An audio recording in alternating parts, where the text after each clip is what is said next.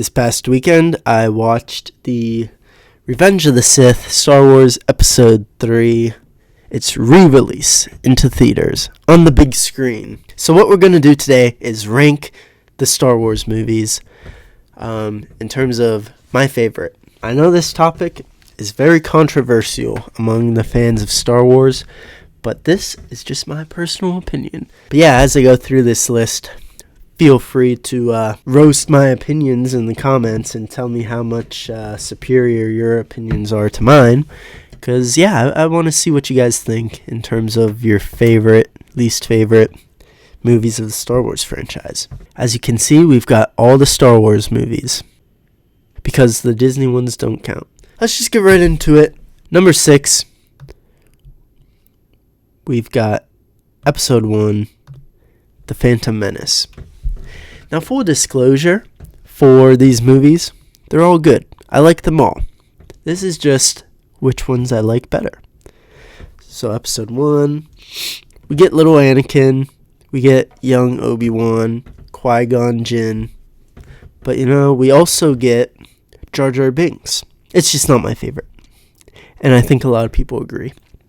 We do get cool lightsaber battle, Darth Maul, Obi-Wan, Qui-Gon, but what does it matter? Because, they just bring Darth Maul back to life, after being cut in half. And he's crawling around in a deep cave with spider legs for the lower half of his body as he goes crazy. Okay. But, still, we've got that at number 6. Number 5, I have to go Attack of the Clones. Episode 2, we've got young Anakin, Jedi Knight Obi-Wan, and of course, we've got Padme. And this is the intro to both Jango Fett and Boba Fett. Boba Fett being one of the coolest characters of all time, so mysterious in the original trilogy, a badass until they bastardized his whole character in the new show. Not new anymore, it's a couple years old, but that was a pathetic excuse for Boba Fett. Anyways, I like this movie better than Episode 1 because it's a different vibe from all the other Star Wars because of the kind of romance going on between Anakin and Padme. But you know what? I like that. It's fun. You've got the cool, Geonosis battle at the end. And we got the intro to all the clones. It's cool. And like many other people, when I was young, loved Padme so much. So all that romance stuff. And of course the song, Across the Stars, one of the greatest Star Wars songs ever. That's in this one. I'm putting that at number 5. It's good, but not the greatest. Number 4, we've got Star Wars A New Hope. The OT, the original of the originals. I do love A New Hope a lot because when it comes to beginnings and ends, I love them so much.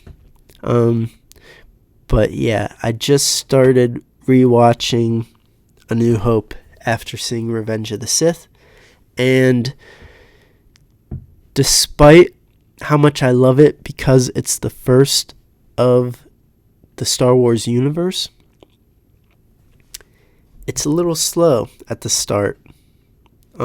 It's fun. I still love it so much, but compared to a lot of the other Star Wars movies, it could be seen as boring. It could be seen as slow. But, it's still good. It's still a great movie, and I love it. But it's number 4. Now, this is where things get interesting. This is a little off-center, and I don't like it. So we're going to fix that. Was it ever a surprise that these 3 movies would be in the top 3? The interesting thing is where. Well, I'll tell you where. Number 3, I know, controversial, Empire Strikes Back in 3rd place. this is a lot of people's number ones. And in all honesty, I never really got it. Flame me all you want in the comments, but I don't get it. The whole Leia and Han side quest, they don't do anything. They're just sitting in the Millennium Falcon the whole time and then kissing and making out. And I guess the same could be said about Anakin and Padme's kind of side quest romance going on here. But that's why it's number 5. I don't get how that could be number 1. So, good parts about Empire Strikes Back. Obviously, the beginning and the end, I would say. So, Hoth, pretty cool. And following Luke in the middle, is cool as well. So there's good parts and Bespin at the end. Obviously, it's a great movie. I'm not saying that it's not. But the whole middle part with Han and Leia, it just, I don't know. I get bored of it. I like Luke in the middle when he's on Dagobah training with Yoda. That's cool. But at the same time, it's slow. Oh. And I know people might get pissed off at that, but you know what? That's just how I feel. I don't think it's better than these two. But which one's the best? Moving on to number 2, we've got Revenge of the Sith, Episode 3. Peak Anakin Skywalker, my favorite Star Wars character of all time. So yeah, that might be why I have a bias on it. Because I love Anakin. He's the greatest. He's the greatest Jedi of all time. The most powerful Jedi of all time. And I don't care what anyone has to say. I love this movie. It's great. We have the best lightsaber duel of all time in the entire universe. Obi-Wan versus Anakin. And we've got the rise and fall of young Jedi Knight, Anakin Skywalker. And every single time you watch it, you're rooting for Anakin to stay on the good side. Please stay on the good side. Every time. That's something magical about it. It's great. And that's enough said. Now, number 1 is obviously Return of the Jedi. I've talked about this once before. I am a sucker for good ends. One of my favorite books of all time is Return of the King, Lord of the Rings, book number 3. The end of the story, because it was a great end. Same with Return of the Jedi. It's a great end. Luke Skywalker doesn't crack. He always believes in his father, Anakin Skywalker, that there's still some good in him. Despite the atrocities that this dude has committed, he still fought for him. That's why I love the movie, because it ended perfect. It came in full completion. It finished the prophecy of Anakin Skywalker as Darth Vader turns and kills Palpatine, throwing him down the pit, completing the prophecy of overthrowing the Sith and bringing peace and balance and justice to the galaxy. All because of Luke. All because of Luke being the best Jedi there is, despite the fact that he's the only one. One of the only few. I mean, you can say Cal Kestis and Ezra Bridger and Kanan Jarrus and all this other, and Ahsoka. But it's Luke. Luke is the face of the Jedi. He's the most powerful. I don't know. And I love the Jabba stuff at the beginning and how they do the rescue mission for Han. And then, the big fight at the end, and Lando comes in and destroys the Death Star once again. And yeah, the final lightsaber battle between Luke and Darth Vader. It's just all good.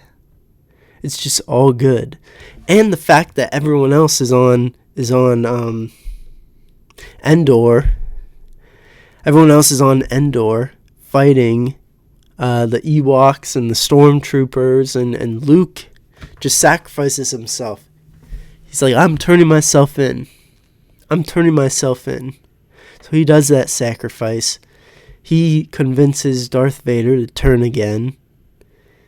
And then I just love the ending of it, where it's this big party throughout the whole entire empire, throughout the whole galaxy. Throughout the whole galaxy, everyone's celebrating. And it was all because of one guy.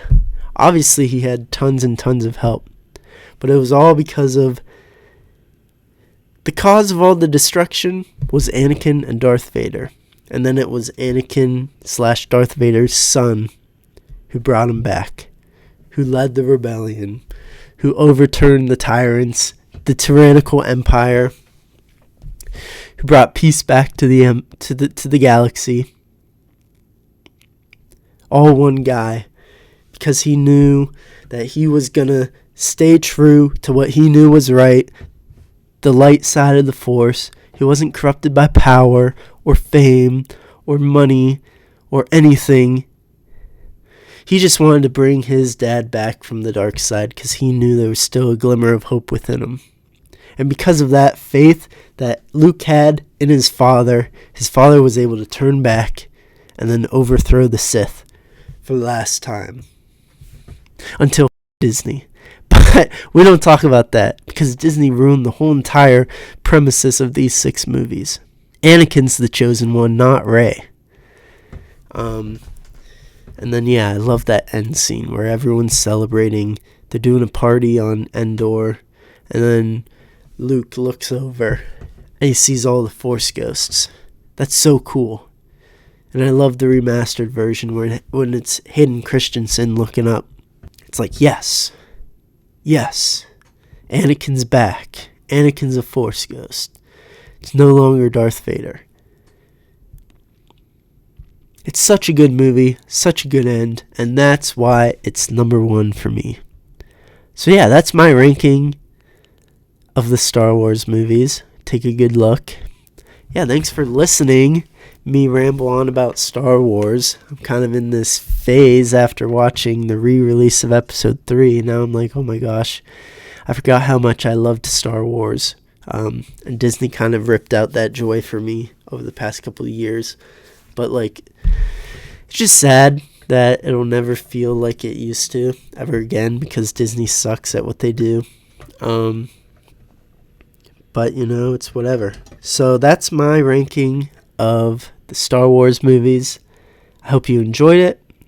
Please let me know what you guys have in the top 3 or top 6 or whatever. I love hearing other people's thoughts on where they rank it.